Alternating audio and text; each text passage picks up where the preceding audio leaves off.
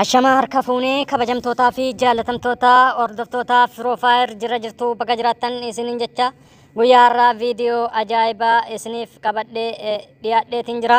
Viidiyoon kunis kolfaa fi bashannana osoo hin taane yeroo tokko tokko gorsa isiniif barbaachisaa waan ta'eef akkasuma of eeggannoo akka taasiftan waan irraa of eeggachuu qabdan isinitti himuuf hin dhufe nafaana akka turtan abdiin qaba. Kunooti akkuma viidiyoo armaan olii kana argaa jirtan viidiyoo akkas godhanii namoota hedduu hattuuleen onlaayinii irraa nama hedduu nyaataa akka jiran akkasuma nama hedduu nyaachuuf immoo akka jiran isin hubachiisuun barbaada. Viidiyoo armaan olitti argaa jirtu jedheetii yaada. Viidiyoo kaartoonaan akkasuma waan hunda kaartoonatti guutanii viidiyoo namoota tokko tokkoof erganii akkasitti namootarraa maallaqa hedduu nyaataa waan jiraniif akka irraa of eeggattan isiniif dhaamuun barbaada. Gamanumaan gara nama irraa nyaatamee fi akkaataa jarri itti nyaataa jiran isiniif ibsuun yaala. Nafaana tura. Warri adiin Habashaa waliin ta'uun karaa miidiyaa hawaasaa maallaqa ijoollee hedduurraa nyaataa jiru. Haalli isaan ittiin hatan akkasi. Dursa isaa faranjiitu nama hatuu barbaade sana nagaa gaafata.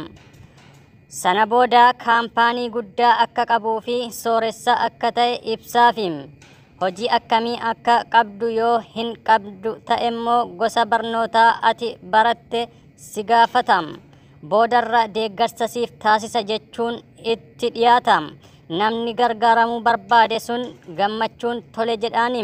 Sana booda maqaa fi lakkoofsa akkasumas magaalaa keessa jirtu barreessinaaf ergi jedhee erga harkaa fuudhate booda suuraa fi viidiyoo maallaqa bilbilaa fi huccuu waraabee kaartooniitti galchee maqaa irratti barreessuun xiyyaaraan kaargoosiif taasiseera jedha.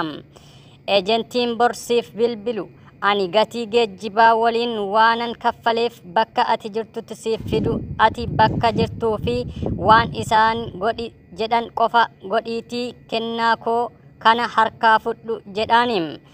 Namni kennaan ergamuuf sunis dhugaa se'ee gammada. Bulee lakkoofsa biyya keessaan bilbiluun abaluudha miti. Meeshaan Ameerikaarraa isiniif ergameera.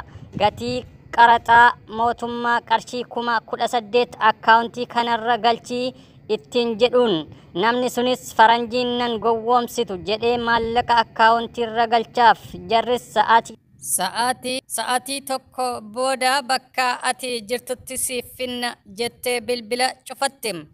Haala kanaan ijoollee hedduutu nyaatama jira. Kanaaf of eeggannoo akka taasiftan isin beeksifna. Egaan kabajamtootaa fi jaalatamtoota hordoftoota Firoofaayir kabajamoo erga viidiyoo kana daawwattanii xumurtanii booda laayik fi sabiskiraayib gochuu akka hin daganne isiniif jecha gamanumaan nagaa isinitti dhaammanna. Odeeffannoo biraatiin hanga walitti deebinutti nagaan nuuf tura. Nu jajjabeessaa, nu faana ta'a. Koomentiidhaanis laayikii akkasuma sabiskiraayib gochuun akka hojii itti aanu sirnaan qabannee deebinutti akka nu jajjabeessitan isin gaafanna. Galatooma.